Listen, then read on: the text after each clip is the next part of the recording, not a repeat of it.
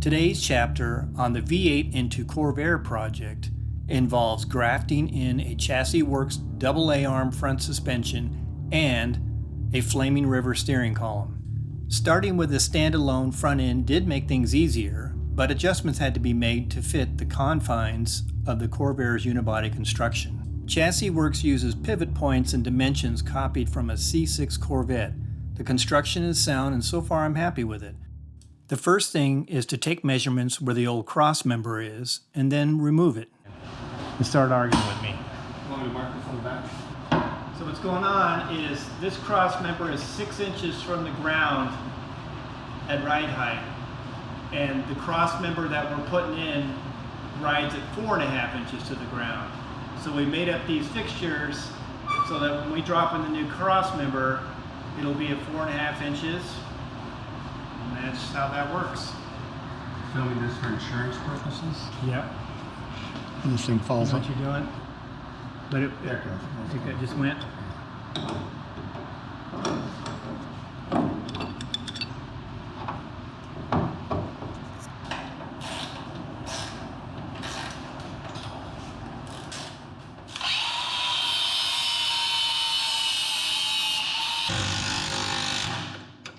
Leave that one. Okay. Ha! Or we could just drop it. Yeah, it's got one side only. This one's loose. It's just that one over there that's... Oh yeah, it's gonna come out easy.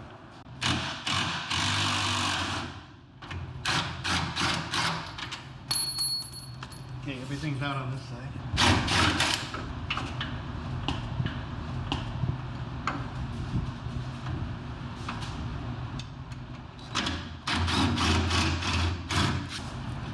Here we go. Is it gonna be manageable? I think so. Yeah.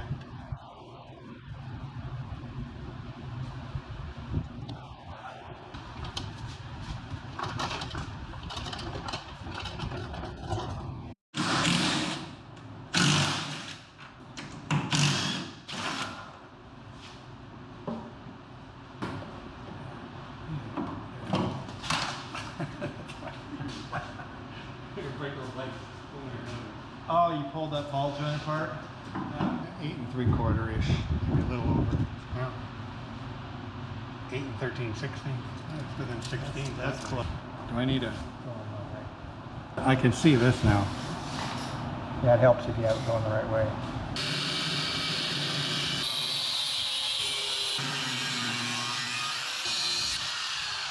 Here's the second plate of this thing's box.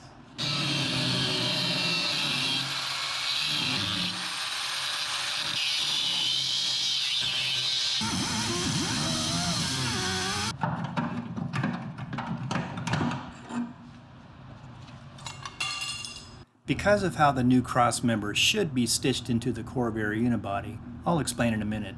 The cross member needs to be raised 7/8 of an inch. Since the lower A-arms normally point upward towards the wheel on a Chassisworks setup, raising the cross member 7/8 of an inch will bring the lower A-arms parallel with the ground at ride height. Raising the cross member will change two things. Negative camber and upward suspension travel won't happen as fast, and the shock will no longer be sitting mid-stroke at ride height. The effect of negative camber is mostly due to the lessening rake of the upper A-arm. Since it's not a track car, I'm okay with this. I can address centering the shock stroke by lowering the upper mounting position 9/16 of an inch. I made a template representing the cutout clearance needed for the upper A-arm and its hardware. You can see it is canted to counter brake dive. The template was transferred over to the car, drawn, and cut in. Had I gone with a recommended cross member clearance to ride height, the T section would have been lower, or the pencil mark would have been level with the bottom of the structure of the car. So getting back to why I raised the cross member in the first place, you can see here that if the T section was dropped an inch, the top or roof of the body structure would have had to been removed.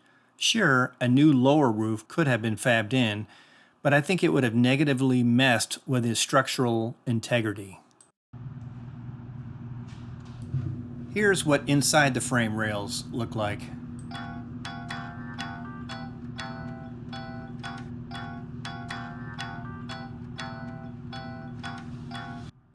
Using a sample piece of 2x4-inch tubing to gauge the fit of the notches. This is the position that it's going to be burned in. The windows for the upper A-arm hardware still need to be enlarged and cleaned up, which means the crossmember has to come back out. Because it would be super difficult to cut out once it's fully burned in, I decided to tack and check it first. Chassisworks gives you an installation guide, which I read after I installed the front end. Just kidding, I didn't read the guide. I got the stuff back from Powder Coating. Junior's Professional Finishing over in Sunland, California always does a great job.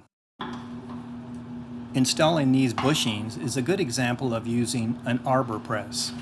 They are also good for installing seals and cracking walnuts. I don't know about you, but every time I break out the anti-seize, it ends up all over my tools, my clothes, my hair.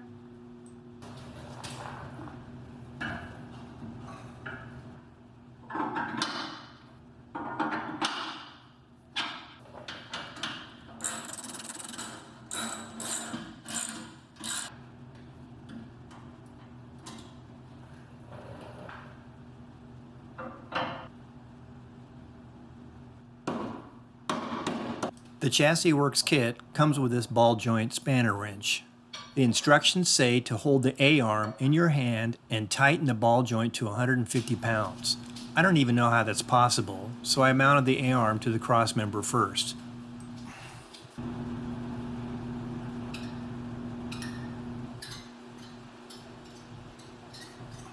Setting the jam nuts for a starting point.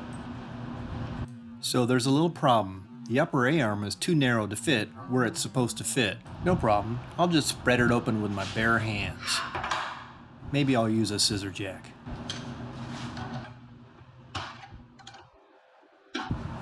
I'm just assembling the front end for a dry run to check a few things. It will all have to be taken apart for welding and other modifications.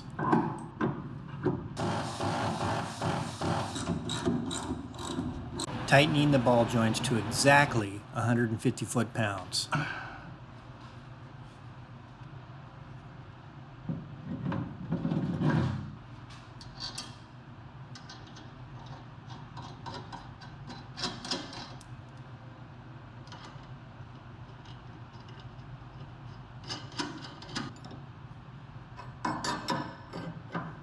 Concerning the rack mounts, these thick split-ring lock washers are used. The thickness aids in retaining the bolt by exerting more spring pressure against the bolt. They work best if used only once, so since it all has to come apart for paint, I made a spacer to mimic the thickness of the lock washer. Without the spacer, the bolt bottoms out in the bung.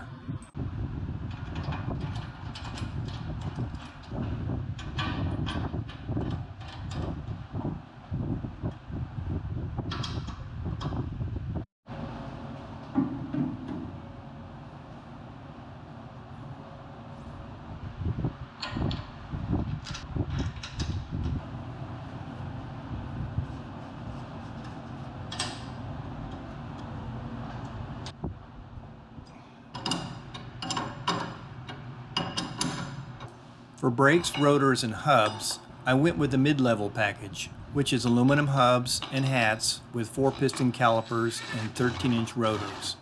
Since there isn't the weight of an engine up front, I didn't choose the Megastop 6-piston 14-inch rotor kit. The Megastop option also uses 1¼ inch wide rotors instead of the 1-inch rotor.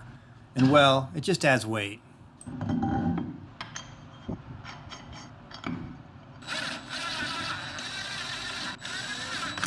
Here's how the car would sit at ride height with the crossmember in its current location and having a 50-50 shock travel up and down. Regardless of how you think about the stance, in my opinion it's too slammed, the problem is the tire rubbing on the fender when turning gets old really quick. So I'm going to raise the front of the car 7/8 of an inch. I could simply jack up the springs, but then the shock travel would no longer be in the middle of its stroke at ride height. There would be too little down travel and too much up travel. So I'm going to lower the upper shock mount. To drop the front 7/8 of an inch, I determined that the eyelet needs to only drop 9/16 of an inch. After a little playing around, I figured that the exact angle to cut the upper shock mount so that when reversed would lower it 9/16 of an inch. Here I'm turning the shock spacer that's 15 thousandths wider than the shock eye. You want to cut it a little wide so that you don't have to hammer the shock in. The spacer is in and the flip tabs are ready to be welded. The shock tabs were beveled and TIG welded on both sides. I'm not worried about the welds failing. However, I wouldn't do this on an off-road car.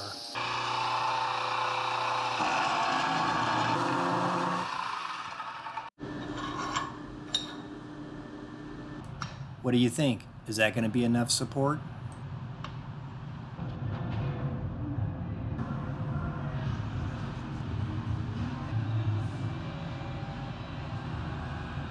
The manual says to set the caster at 1 to 5 degrees positive. Do they mean exactly 1 to 5 degrees? Since more caster means more self-centering but with a heavier feel, and less caster means a light but twitchy feel, I'm going to go with a number close to 4 degrees since I don't have the weight of an engine up front. The way the caster and camber are adjusted is by screwing the upper A-arm rod ends in or out. After fussing with it for a while, I got it where I wanted it. After camber and caster are adjusted, last thing is to adjust the toe. 2 bars, 26 inches long, are bolted to the spindles. Measure the front and rear sections of the bar with the rack dead center.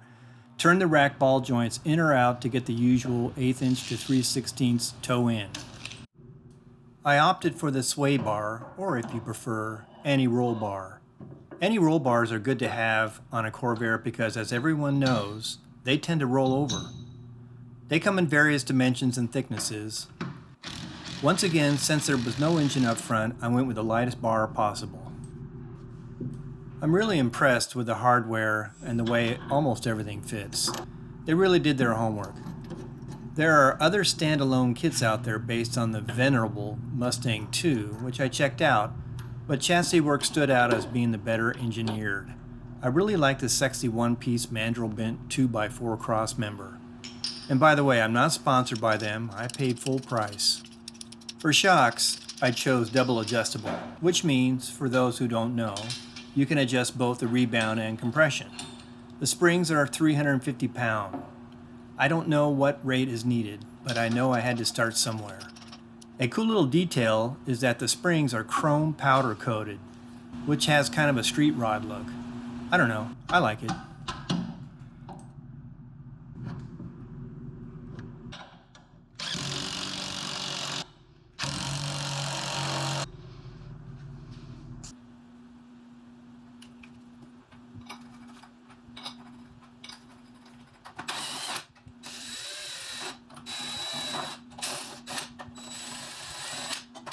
After I had already assembled the front rotors to the hats, I found the Willwood instructions.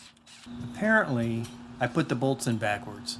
I think an argument could be made for the way I did it, but later I reversed the bolts and figured Willwood had their reasons for doing it the way they did.